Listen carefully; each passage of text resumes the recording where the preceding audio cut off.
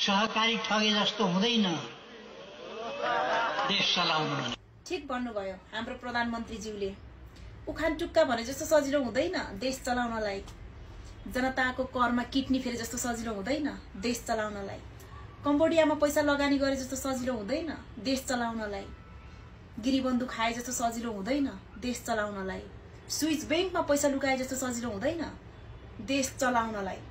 है देश जुन चाहिँ 8 पनि फेल भएर 8 पास पनि गर्न नसकेको किडनी धरी अरूको लाएर हिँडेको मान्छेले देश चलाउँछ भनेर हामीले अपेक्षा गर्न पर्ने।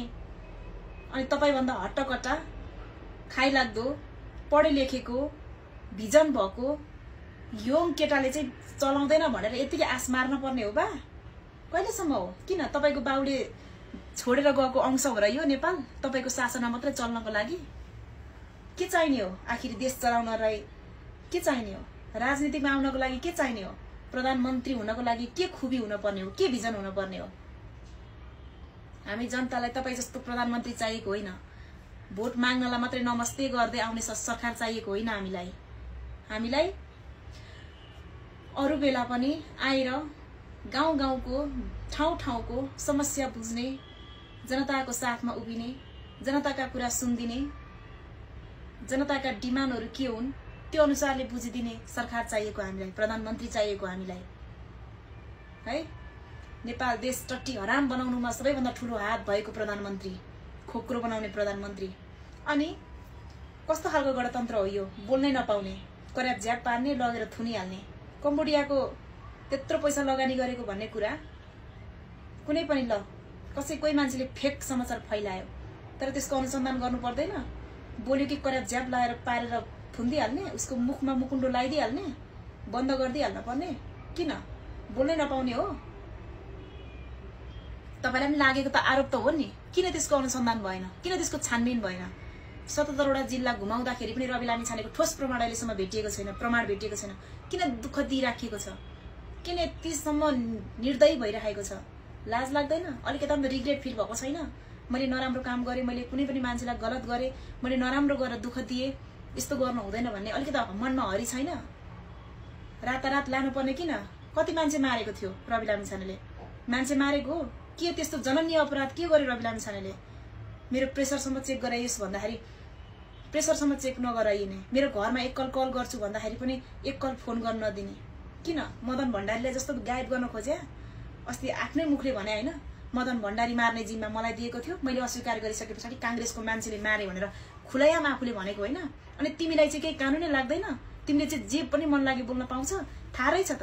किन ती मान्छेलाई सदनमा लगेर कुनै त्यो मान्छेलाई लगेर कानुनको कठघरामा उभ्याउन नसकेको त? थाहा त रहेछ त यो मान्छेले मारेको भनेर। किन त्यति बेला विद्यादेवी पाउनको लागि त्यो हरकतसम्म गिर्न सक्नु भयो? किन बोल्न सक्नु भएन? त्यति बेला किन जानकारी गराउन सक्नु भएन? यस्तो हल्ला चाहिँ यसरी मार्दैछन् भनेर किन भन्न सक्नु भएन? त्यति बेला के चित्त बुझेर मार्दाखेरि चुप बस्नु भयो? अहिले के चित्त बुझेन र मुकुण्डो खोल्नु भयो? तपाईले जे बोल्दा पनि हुन्छ? तपाईको आफ्नै मुखले भने हैन अस्ति अन्तर्वार्तामा? हो मदन भण्डारीलाई जस्तो गायब गर्न खोजे हो? यो देश पहिलाको जस्तो छैन, त्यस्ता व्यक्तिहरु छैनन्, त्यस्ता जनताहरु छैनन्।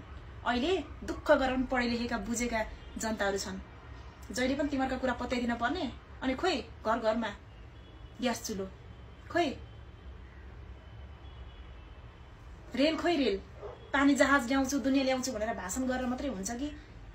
अनि जनताहरुलाई चाहिँ जनता चाहिँ देश चाहिँ डुबाएर कहाँ पुगिसक्यो, डुबेर कंगाल जोगी भइसक्यो। भएका कल कारखानाहरु सबै बेचेर टट्टी हराम भएर भएका युवा युवतीहरु सबै विदेशी सके। तपाईको यो खोक्रो भाषण र उखान टुक्का मात्रै सुनेर हामी हाँसेर मात्रै हामीले खान पाउने हो? खोइ के छ अहिले नेपालमा?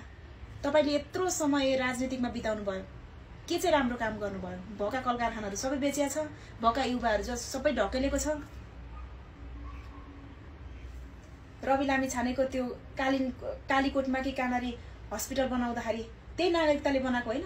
हरेक चेलीहरु उद्धार गर्दाखेरि त्यही नागरिकताले बनाएको उद्धार गरेको हैन? राम्रो काम गर्दा चाहिँ खोजी नहुने, एउटा सानो त्रुटि हुँदाखेरि चाहिँ मान्छेले यतिसम्म दुःख दिने? सहकारीको ठग किन प्रमाण नल्याएको त? खोइ प्रमाण, खोइ ठोस प्रमाण, खोइ त? किन तिम्रो शासनमा चल्नु पर्ने यहाँ जे पनि नभेटिसके पछाडी उलाई तारिफमा छोडेर हुन्छ कि अनुसन्धानकै दायरामा राखेर पनि उसलाई छोडेर अनुसन्धानै गरिरहँदा पनि हुँदैन? के हो बाहिर निस्केपछि तिमीहरूको हरेक कुराहरूको पर्दाफास हुन्छ भनेर होइन यो गरेको? किन मार्न खोजेको? नेपाली जनताले तिमीलाई पनि जिउँदो छोड्दैन।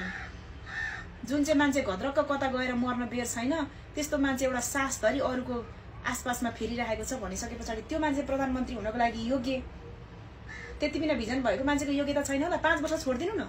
योग्यता छ कि छैन, गर्छ कि गर्दैन? तिमीहरूले पुस्तादेखि डुबाको देश कहाँ 1 महिनामा चैट बनाइदिन्छ त रवि लामिछानेले? तिमीहरूले बिगारेका कुराहरू सबै सुधार्न आएको हो र रवि लामिछाने एकै दिनमा सुधार्छ नि कर्मैसँगले? टाइम दिनु पर्यो नि त। रवि लामिछानेलाई यस्तो भन्छन् कि किन उसको ठाउँमा हुँदाखेरि उसले किन किन भ्रष्टाचारका फाइलहरू खोलेनन् त? के 2टा फाइल खोलेको थियो तिमीहरूले होइन? स्विच बनाइदिएको त्यहाँबाट तिमीहरूले होइन? लाज लाग्दैन? अहिले पनि मैले यतिसम्म पनि भनिरहेको छु कि कुनै पनि पार्टीको मान्छे भएर बोलेको होइन म। एउटा मानवताको हिसाबले कोही पनि मान्छेलाई आफ्नो मानवीय अधिकार हरण गर्न पाइँदैन। कुनै पनि मान्छे हिरासतमा छ भनिसके पछाडि आफ्ना नितान्त आफ्ना भावनाहरू आफ्ना कुराहरू राख्न पाउनुपर्छ, त्यो मानव अधिकार हो। र कोही पनि मान्छे अशक्त छ, कुनै पनि मान्छे बिरामी भएको छ, कुनै पनि मान्छेलाई गाह्रो भएको छ भने त्यसमा चेक जाँच हुनु पर्दैन? किन त्यो मान्छे मरोस्? किन रवि लामिछानेले हरेक मान्छे मारेर त्यहाँ गएको हो? के गरेछ त्यत्रो ठुलो अपराध? एउटा लागेको दाग होइन, एउटा लागेको ट्याग होइन, एउटा लागेको आरोप होइन, के प्रमाण छ? के ठोस प्रमाण छ? आफूले भने होइन मदन भण्डारीलाई मार्ने मान्छेहरू काङ्ग्रेसका हुन् भनेर? मान्छे मार्ने ज्यान मार्नेहरू मान्छे सदनमा छन्।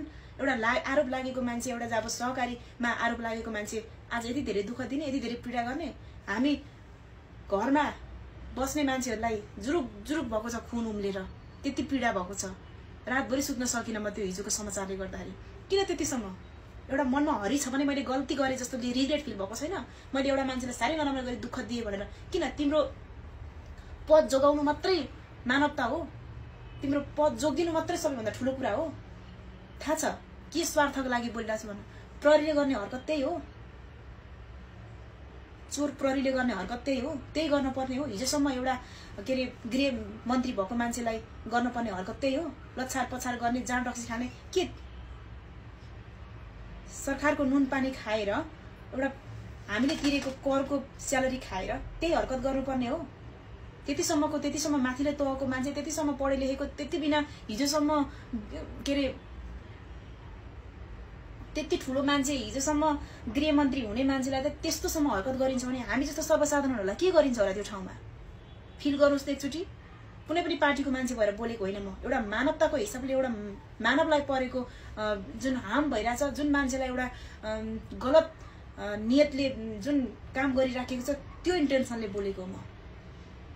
नालायक सरकार, तिमीलाई जस्तो रवि लामिछाने जस्तो गरेर अनुसन्धान गरौँ त? तिमीले कति भ्रष्टाचार गरेर छौ, कति फाइल खोल्दा रहेछौ, कति खुल्दा रहेछौ, कति नराम्रो काम गरेर रहेछौ?